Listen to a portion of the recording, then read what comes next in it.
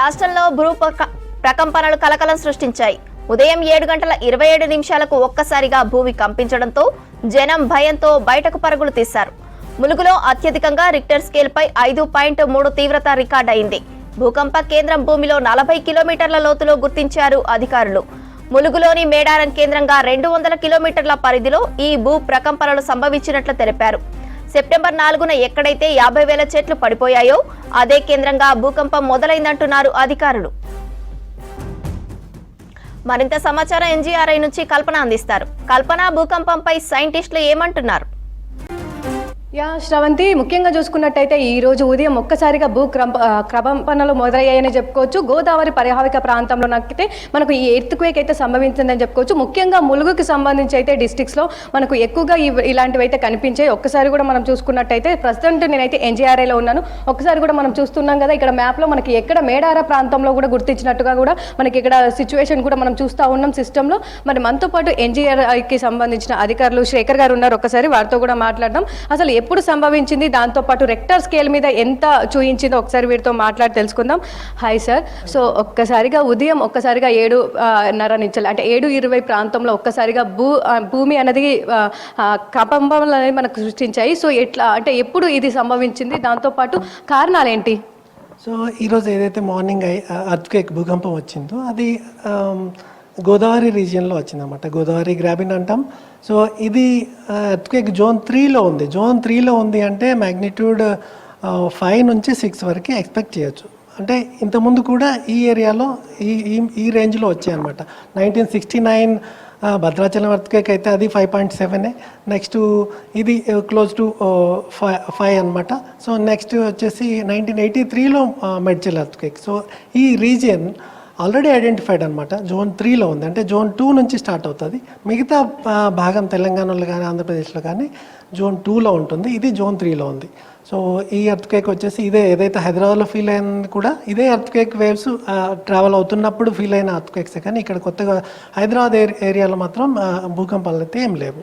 అంటే మనకు ఏదైతే ఉదయం 7:20 ప్రాంతం నుంచి 7:30 వరకు అంటే దాదాపు 10 నిమిషాల్లో ఎన్ని సెకండ్స్ పాటు ఈ భూమి అనేది మనకు ఎర్త్క్వేక్ అనేది వచ్చింది. దాంతోపాటు ఆ ములుగు ప్రాంతంలో వచ్చిన తర్వాత కూడా మనకు చాలా ప్రాంతాల్లో కూడా మనకు భూమి అనేది అంటే షేకింగ్ అనేది చాలా ప్రాంతాల్లో కనిపించింది. ఇటు ఏపీలో కావచ్చు పలు ప్రాంతాల్లో, దాంతోపాటు ఇటు హైదరాబాద్కి సంబంధించి కావచ్చు.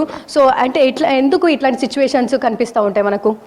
అంటే మామూలుగా ఎర్త్క్వేక్ అయింది అంటే ఎర్త్క్వేక్ వచ్చింది అన్నప్పుడు ఆ వేవ్స్ ఆ ఎనర్జీ ఏంటి అంటే తరంగాల రూపంలో పోతుందన్నమాట.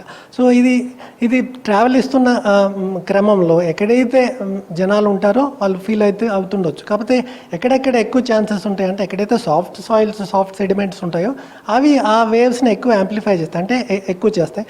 సో అక్కడ ఆ ఏరియాస్లో ఫీల్ అవుతుండొచ్చు. కానీ మొత్తం ఈ 5 మ్యాగ్నిట్యూడ్ అన్నప్పుడు దాదాపు 100-200 కిలోమీటర్స్ అందరూ ఫీల్ అవుతారు. అంతకన్నా తక్కువ అయితే ఏదో 1-2 మ్యాగ్నిట్యూడ్ అయితే 50-40 కన్నా ఎక్కువ దూరంలో ట్రావెల్ చేయలేవు కాబట్టి అవి ఫీల్ అవ్వరు అనమాట. సో మీరు ఎప్పుడు ఈ ఎర్త్క్వేక్ అనేది గుర్తించడం జరిగింది, దాంతోపాటు ఎన్ని సెకండ్స్ పాటు మనకు ఈ ఎర్త్క్వేక్ వచ్చింది సార్? ఇది ఈ 5 మ్యాగ్నిట్యూడ్ ఈ డిస్టెన్స్ అంటే ఇది ఎర్త్క్వేక్ డ్యూరేషన్ అనేది దూరాన్ని బట్టి పెరుగుతుంది అనమాట. అదే మనం చాలా దగ్గరలో ఉన్నప్పుడు కొన్ని సెకండ్లే మనం వేవ్ వైబ్రేషన్స్ ఉంటాయి. సో మనం దూరం పెరుగుతున్న కొద్దీ మనం అంటే దగ్గర 200 కిలోమీటర్స్లో ఉన్నాం. సో అక్కడ నుంచి ఇక్కడ ట్రావెల్ చేయడానికి ఒక 5-10 సెకండ్స్ కన్నా ఎక్కువ పట్టదు. సో మనం కూడా అదే ఎవరు ఫీల్ అయినా అదే వేవ్స్ ఎప్పుడైతే ఎర్త్క్వేక్స్ ట్రావెల్ అవుతున్నా అప్పుడే రికార్డ్ అవుతాయి అనమాట. ఎర్త్క్వేక్స్ రికార్డ్ చేయడానికి సైస్మోగ్రాఫ్స్ అని ఒక ఇన్స్ట్రుమెంట్స్ ఉంటాయి. అవి ఆటోమేటిక్గా రికార్డ్ చేస్తూనే ఉంటాయి అన్నమాట 24/7. ఎన్ని కిలోమీటర్ లోతులో మనకి ఎర్త్క్వేక్ రావడం జరిగింది? దాంతోపాటు గతంలో ఇట్లాంటివి ఎప్పుడైనా సంభవించాయా? గతంలో ఇదే రీజియన్లో అంటే 60 భద్రాచలం ఎర్త్క్వేక్ అని చెప్పినాం. అది కూడా 30 కిలోమీటర్స్. ఇది కూడా దాదాపు 30 కిలోమీటర్స్లో డెప్త్లో వచ్చింది. సో ఈ రీజియన్లో మామూలుగా ఈ మ్యాగ్నిట్యూడ్ అంత డెప్త్ ఎక్స్పెక్ట్ చేయొచ్చు అనమాట. Okay sir. అంటే ఎందుకు పదే పదే ఇప్పటికే కావచ్చు, ములుగుకి సంబంధించి గోదావరి పరివాహక ప్రాంతం కావచ్చు, సో దాదాపు సెప్టెంబర్ 4న మనకు ఒక్కసారిగా మనం చూసుకున్నట్టయితే దాదాపు 70,000 వృక్షాలు కూడా మనకు నేల కొరిగిన సిచ్యువేషన్స్ కూడా చూసాము. చాలా వరకు కొంతమంది సైంటిస్టులు ఏంటంటే ఎర్త్క్వేక్ అని కొంతమంది అన్నారు, కొంతమంది టోర్నడోలు అన్నారు, కొంతమంది క్లౌడ్ బరస్ట్ అన్నారు. అక్కడే మళ్ళీ దాంతోపాటు ములుగు ప్రాంతం కావచ్చు, వరంగల్ కావచ్చు, దాంతోపాటు ఇటు ఏదైతే మనం చూస్తున్నామో భద్రాద్రి కొత్తగూడెం కావచ్చు, చాలా టైమ్స్ అంటే ఇయర్లో ఒక 2-3 టైమ్స్ కూడా అక్కడ ఎర్త్క్వేక్స్ స్వల్పంగా వస్తున్నాయని చెప్తా ఉంటారు. సో అంటే ఎందుకు అదే ప్రాంతంలో ఎక్కువగా వస్తూ ఉంటాయి మనకి? మేము ఈ ఎన్జిఆర్ఏలో అబ్జర్వేటరీ అంటే సైస్మలాజికల్ అబ్జర్వేటరీ పెట్టింది 1967 నుంచి చూస్తున్నాం. ఇది దాదాపు ప్రతి నెలలో ఎక్కడో ఒక దగ్గర వస్తూనే ఉంటాయి. మామూలు తెలుగు రాష్ట్రాల నుంచి కూడా మేము 2-3-1 మ్యాగ్నిట్యూడ్ రికార్డ్ చేస్తుంటాం. చాలామంది అవి ఫీల్ అవ్వరు, కానీ ఇన్స్ట్రుమెంట్స్ రికార్డ్ అవుతాయి. ఇది నార్మల్ షీల్డ్ బ్యాక్గ్రౌండ్లో ఇలాంటి ఏరియాలో ఎర్త్క్వేక్స్ రావడం ఎక్కడైనా వస్తాయి. సో ఇంకా దాంతో పోలిస్తే మనం జోన్ 2లోనే ఉన్నాం, హైదరాబాద్ ఈ చుట్టుపక్కల ఏరియా. సో దీనికి రిస్క్ చాలా తక్కువ అనమాట. అంటే చాలా మందికి తలెత్తుతున్న క్వశ్చన్ ఏంటంటే కోల్ మైన్స్ ఉన్నాయి కాబట్టి అక్కడ అందుకోసమని ఎర్త్క్వేక్స్ అంటే కోల్ మైన్స్కి సంబంధించి కూడా వాళ్ళు తవ్వకాలు జరుపుతూ ఉంటారు, అందుకోసమే ఎర్త్క్వేక్స్ వస్తున్నాయని చెప్పేసి చాలా మంది అంటే కొంతమందికి డౌట్ ఉంది. ఇది ఎంతవరకు నిజం మరి? అది చెప్పలేము, ఎందుకంటే అది కోల్ మైన్స్ ఇవన్నీ దాదాపు ఫ్యూ మీటర్స్లో ఉంటుంది. ఇది వచ్చేసి మనం 30-40 కిలోమీటర్స్ అని చెప్తున్నాం.